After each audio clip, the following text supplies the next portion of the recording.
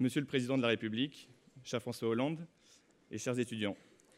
Tout d'abord, merci, Monsieur le Président, d'avoir répondu à notre invitation à retrouver le temps d'une soirée les bancs et la chaire d'un amphi que vous avez bien connu.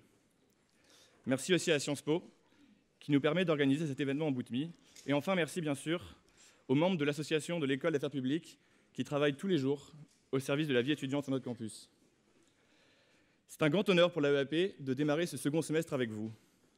Vous allez ce soir nous partager votre vision de l'avenir de la social-démocratie en France et en Europe, et pourquoi, sûrement, elle peut être une réponse aux crises multiples que nous connaissons. En 2012, après une décennie à la marge du pouvoir, le Parti socialiste est en quête d'un nouveau socle électoral majoritaire. Fini la gauche plurielle, fini l'ordre juste. L'appareil solférinien choisit alors de substituer en partie certaines luttes sociétales aux luttes sociales. Il suit en cela les recommandations du désormais célèbre think tank, qui commence par Terra et qui finit par Nova, selon lequel les classes populaires et ouvrières avaient peut-être définitivement basculé à droite, voire à l'extrême droite. En 2017, l'électeur de droite, sûr de sa victoire, a choisi une ligne franchement de droite, plus canonique, en préférant François Fillon à Alain Juppé, jugé trop de gauche. Suite à votre retrait, l'électeur de gauche, convaincu de sa défaite, a choisi une ligne franchement de gauche, plus canonique elle aussi, en préférant Benoît Hamon à Manuel Valls, jugé trop à droite. Si j'emploie le terme canonique, ce n'est pas un hommage à François Fillon, mais plutôt à votre goût mitigé, monsieur le chanoine honoraire de Latran, pour la chose religieuse. Pourtant, des titres canoniaux, la conquête de l'Élysée, vous en avez lu un certain nombre. Vous acceptez celui-là par tradition, dites-vous, mais vous n'allez pas le recevoir au Vatican, et on peut regretter que vous ne soyez pas rentré à cheval dans l'archibasilique Saint-Jean de Latran pour vous y faire introniser. S'ensuivent une myriade de titres, proto-chanoine de la basilique Notre-Dame de Cléry et de la cathédrale d'Embrun, chanoine honoraire de la cathédrale de Saint-Jean-de-Maurienne, ou encore chanoine anodorès de Saint-Hilaire de Poitiers, de Saint-Julien-du-Mans, de Saint-Martin de Tours, de Saint-Maurice d'Angers, de Saint-Jean de Lyon, de Saint-Étienne de Châlons et enfin, on l'appréciera ici, de Saint-Germain-des-Prés. Ces derniers mois, vous avez repris votre bâton de pèlerin.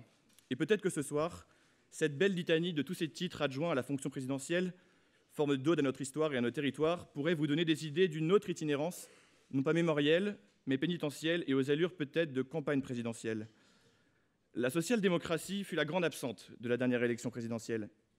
Il semble pourtant qu'un candidat attire alors à lui tous ceux qui, au PS, ont milité congrès après congrès, motion après motion, synthèse après synthèse, pour ce fameux Bad Godesberg à la française. C'est pourtant vous qui assumiez, en janvier 2014, cet aggiornamento politique ou pragmatique. Peut-être qu'aujourd'hui, ceux de la gauche qui ont rejoint à l'époque Emmanuel Macron attendent aussi son virage social-démocrate, plutôt à 90 degrés qu'à 80 km/h. La social-démocratie n'est aujourd'hui qu'un centre de gravité à l'attraction fluctuante, quelque part entre la gauche et le centre, face auquel nous sommes tous des saint Thomas. On attend de voir pour y croire.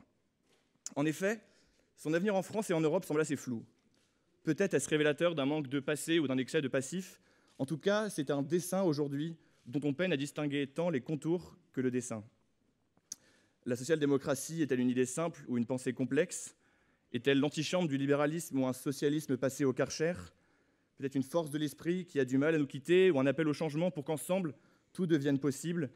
Ou n'est-elle qu'au fond une idée qui demande encore à être définie simplement par et pour elle-même?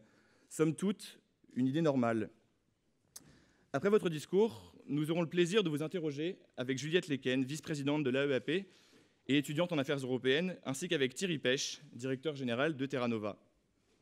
Vous avez ensuite accepté de répondre aux questions de la salle, qui seront nombreuses, j'en doute pas. En tout cas, ce soir, et pour conclure, en ce qui concerne l'avenir de la social-démocratie, nombreux sont ceux peut-être à penser que les choses ont changé, que la fleur est fanée. Mais fort de vos leçons du pouvoir, vous n'aurez pas besoin de nous jeter un sort pour qu'on l'aime encore. Car un social-démocrate ne rêve pas d'un nouveau monde, il rêve simplement d'un autre monde. Monsieur le Président de la République, merci encore d'être avec nous ce soir et je vous laisse la parole.